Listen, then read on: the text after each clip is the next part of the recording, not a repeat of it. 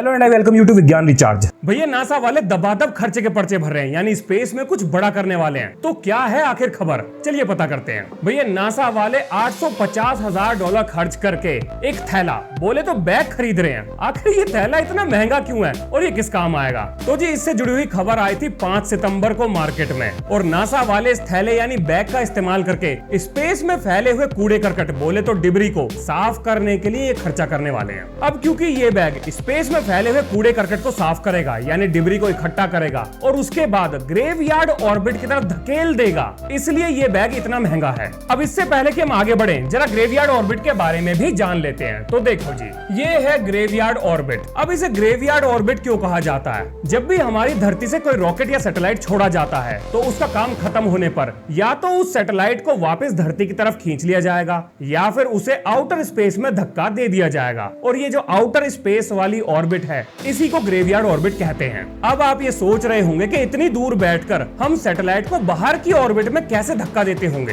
तो ये काम किया जाता है धरती पर स्थित कंट्रोल और कमांड सेंटर के द्वारा। बोले तो अपन लोग कहीं यहाँ पर बैठे होंगे और यहाँ से रेडियो वेव्स की मदद से इस ऑर्बिट में घूमती हुई सैटेलाइट को बाहर की तरफ धक्का दे देंगे, और ये रहा हमारा ग्रेवयार्ड ऑर्बिट। लेकिन यहाँ से एक सवाल पैदा ये होता है कि आखिर किन चीजों का उपयोग करके, यानी किन चीजों की असिस्टेंस लेकर हम ये काम करते हैं। देखिए, हर सैटेलाइट में थ्रस्टर्स लगे होते हैं। अब अगर आप काम पूरा होने पर थ्रस्टर्स को ऑन करेंगे तो सैटेलाइट की रफ्तार पहले से ज्यादा तेज हो जाएगी, जिसकी वजह से सैटेलाइट इस ऑर्बिट से थोड़ा बाहर निकल जाएगी और धीरे धीरे यहाँ पहुंच जाएगी। ये तो हो गया एक तरीका। लेकिन अगर हम सैटेलाइट इस दिशा में घूम रहा है और थ्रस्टर्स को इस दिशा में फायर करें तो सैटेलाइट के घूमने की रफ्तार पहले से धीरे हो जाएगी और धीरे धीरे धीरे धीरे घूमकर वो धरती पर आ गिरेगी। और इन दो तरीके से हम रिटायर हुई सैटेलाइट को ठिकाने लगाते हैं। और ये चीज जो मैंने आपको बताई आप यहाँ पर भी देख सकते हैं। कलर बदलना पड़ेगा। ये देखिए, यहाँ पर हम थ्रस्टर्स को अगर फायर करें तो ये जो आप बर्न लिखा हुआ देख रहे हैं, इसका मतलब ये है कि थ्रस्टर्स को फायर करा गया और वो इस ऑर्बिट में आ गए। और यहाँ पर अगर हम थ्रस्टर्स को फिर से फायर करें तो दूसरे बर्न पर वो दूसरी ऑर्बिट में चले जाएंगे और इस तरह सैटेलाइट निकल जाएगी अपने नए सफर पर। अब यहाँ पर आप ये सवाल पूछ सकते हो कि जी हम इतना परेशान काहे हो रहे हैं? हम कौन सा वहाँ सैर सपाटे पे जा रहे हैं? कूड़ा स्पेस में ही तो है। स्पेस के कूड़े की हम इतनी टेंशन काहे लें? वो बताऊंगा बाद में, पहले ये सुनो। मान लेते हैं किसी दूसरे देश की सैटेलाइट हमारे देश में किसी के घर पर जाकर गिर पड़ी, तो भाई साहब उसकी तो लॉटरी निकल पड़ी, क्योंकि अब अपनी सरकार उस देश से यहाँ पर हुए नुकसान का मुआवजा मांगेगी, जो कि उस आदमी को दिया जाएगा। अब इसका मतलब ये मत समझ लेना कि अगर सैटेलाइट गिर रही है तो पैसे भी छप्पर फाड़े गिरेंगे, ना, बिल्कुल ना। सुनो क्या होगा, देखो, अगर वो सैटेलाइट हमारे ही देश की हुई तो सरकार कह देगी भाई साहब घर की बात है, कौन सी आफत आ गई, ले दे के निपटा लेंगे, और उसके बाद आपको कुछ ना मिलेगा। फिर होगा आपके साथ कोर्ट कचहरी और ठेंगा मिलेगा, कुछ ना मिलेगा, क्योंकि घर में मामले इसी तरह से निपटाए जाते हैं। लेकिन अगर वही सैटेलाइट दूसरे देश की हुई तो देखो, अब आपको मुआवजा दिलाने के लिए हमारे देश की सरकार चाहे इंटरनेशनल कोर्ट ऑफ जस्टिस ही क्यों ना जाना पड़े, जाएगी और आपके लिए पैसे लेकर आएगी। अब वो बात अलग है कि आपको मिले ना मिले। वैसे ज्यादातर सैटेलाइट समुद्र में ही गिरती हैं, पर अगर आपकी किस्मत बढ़िया रही तो हो सकता है एक आध आपकी छत पे गिर पड़े। अब अगर आपने अरबपति खरबपति बनने के सपने देख लिए हो तो आगे चले। अब देखो, ये काम जितना सुनने में आसान लग रहा है उतना है नहीं, क्योंकि सारी प्लानिंग करने के बाद भी स्पेस में कब क्या हो जाए इसे कोई नहीं बता सकता। और अगर कुछ गड़बड़ हुई तो पूरा एड़ी चोटी का जोर लगाने के बाद भी सैटेलाइट अपनी जगह से ना हिलने वाली, और उसके बाद ये सैटेलाइट बन जाएगा एक उड़ता हुआ तीर, जो कहीं भी जाके घुस सकता है। किसी और के सैटेलाइट में घुस सकता है, किसी स्पेसक्राफ्ट में घुस सकता है। मान लो अंतरिक्ष में एक स्पेसक्राफ्ट यात्रियों को लेकर जा रहा है, यानी कि सैर सपाटे में जा रहा है। आजकल स्पेस टूरिज्म का वैसे भी जमाना चल रहा है,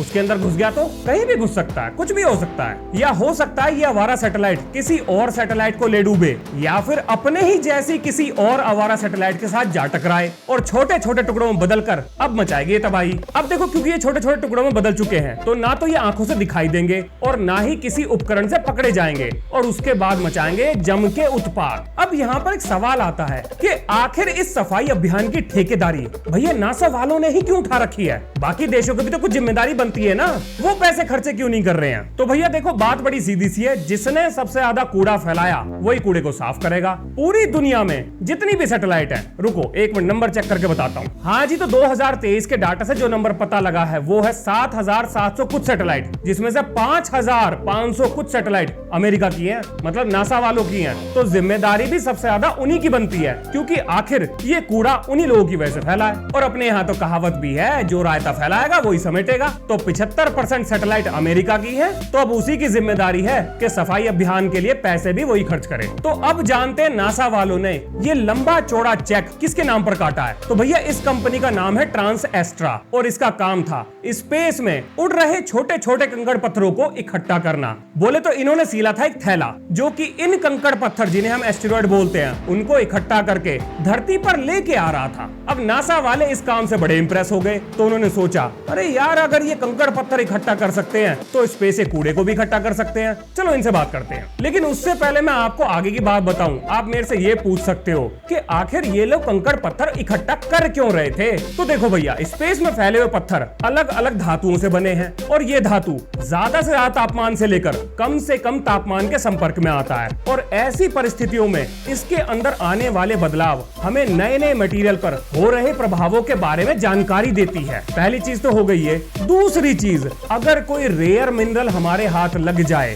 यानी कोई नया मेटल, नया एलिमेंट, तो भाई साहब हो सकता है हम किसी नई टेक्नोलॉजी का आविष्कार कर लें जो शायद हमें स्पेस को और एक्सप्लोर करने में मदद करे। बिल्कुल हो सकता है। अब क्या ये लोग पकड़म पकड़ाई की इस नौटंकी को सिर्फ कंकड़ पत्थर इकट्ठा करने के लिए ही कर रहे थे? नहीं, बल्कि इन लोगों को यह उम्मीद थी कि इन्हें ऐसा काम करते हुए कोई देखेगा और फिर वो इनके प्रोजेक्ट में पैसे डालेगा। अब नासा वालों की इन पर नजर पड़ गई और नासा वाले बोले भाई लोगों तुम्हारा जुगाड़ है एकदम मस्त, हमारे लिए काम करोगे क्या? कंपनी बोली जी बिल्कुल करेंगे, क्यों नहीं करेंगे, इसी काम के लिए तो बैठे हैं हम लोग। नासा वाले कहते हैं कि भैया तुम्हें ना स्पेस में साफ सफाई का अभियान चलाना है, यानी कि जो डिब्री घूम रही है इसको पकड़ के अलग ठिकाने लगाना है। अब नासा वालों से कंपनी बोली अजी हजूर ऐसी साफ सफाई करेंगे ना, ऐसा पोंछा लगाएंगे आप भी कहोगे क्या मस्त काम किया है। अब नासा वाले सोचते हैं वेट अ मिनट, अब इन्होंने तो ये बताया ही नहीं कि ये काम करेंगे कैसे, मतलब डील भी डन हो गई लेकिन प्रोसेस तो हमने पूछा ही नहीं। तो अब चलते हैं प्रोसेस पर। अब कंपनी नासा वालों को बताती है कि इनके पास वर्कर बी नाम का एक स्पेसक्राफ्ट है, जो कि सैटेलाइट को, एक ऐसी सैटेलाइट को जिसके अंदर इस तरह के थैले भर भर के रखे जाएंगे, उसको स्पेस में लेके जाएगा और वहां पर ले जाकर इन थैलों को छोड़ देगा, जिनके अंदर हवा भरी जाएगी, स्पेस में ही भरी जाएगी, जिसके सिलेंडर शायद इसी सैटेलाइट के अंदर होंगे। और फिर ये फैलकर उस कूड़े करकट को अपने अंदर खींच लेंगे, मतलब खींच नहीं लेंगे, कूड़ा करकट तो अपने आप ही तैर रहा होगा, तो वो उसके अंदर चला जाएगा और उसके बाद होगी इसकी चोंच बंद, ये हो जाएगा सील। अब या तो इसको ग्रेवयार्ड ऑर्बिट की तरफ धकेला जाएगा या फिर कुछ और करेंगे, तो उसकी जानकारी अभी इन लोगों ने दी नहीं है, पर इतना कंफर्म है कि सफाई अभियान इसी तरह से होगा। बोले तो स्पेस में झाड़ू पहुंचेगा, पूरी जिम्मेदारी इस कंपनी को दे दी गई है। अब इसके बाद कंपनी का एक और लक्ष्य है, वो है एक रिसाइकल यूनिट बनाना। अब रिसाइकल यूनिट का मतलब ये हुआ, स्पेस में जो कूड़ा करकट इकट्ठा हुआ है, एक बार वो थैले में बंद हो गया तो स्पेस में ही एक रिसाइकल यूनिट एस्टेब्लिश की जाएगी, जिसके अंदर इस कूड़े करकट को डालकर रिसाइकल किया जाएगा। और अगर कुछ काम का इससे बना तो स्पेस में यूज कर लेंगे, और अगर काम का नहीं बना तो बाहर ठिकाने लगा देंगे। हमें तो आदत है वैसे भी कूड़ा इधर उधर फेंकने की, थोड़ा साइड में फेंक देंगे, अपने सामने दिखना चाहिए ना, साइड में बेशक पड़ा हो, आदत खराब है। अब नासा के इस कदम को अगर हम भारत के पॉइंट ऑफ व्यू से देखें तो ये एक बहुत अच्छी खबर है। कैसे? देखिए, स्पेस रेस शुरू करी रशिया ने, लेकिन उसमें सबसे तेज दौड़ा अमेरिका, और अमेरिका के तेज दौड़ने की वजह से दुनिया भर का कचरा फैल गया। और जब हमारी दौड़ने की बारी आई तो रेस ट्रैक पर दुनिया भर का कचरा पड़ा था, यानी हमारे दौड़ने में परेशानी तो है। अब अगर नासा हमारी प्यारी धरती के चारों तरफ का जो ऑर्बिट है जिसमें सैटेलाइट रहते हैं उसको साफ करा लेता है, तो ये खबर हमारे लिए तो अच्छी है, क्योंकि हमारे जो मिशन है कम से कम एक सरदर्दी तो कम होगी उनके लिए। तो मोटा मोटा मतलब ये निकला, अगर नासा खर्चे के पर्चे भर रहा है तो इसमें फायदा अपना भी है। तो ये थी अंतरिक्ष की सफाई से जुड़ी हुई एक खबर। अब अगर इसके ऊपर कोई अपडेट आती है तो मैं आपको जरूर बताऊंगा। आपके समय, प्यार और सम्मान के लिए बहुत बहुत धन्यवाद। मिलते हैं नेक्स्ट वीडियो में। जय हिंद, जय भारत।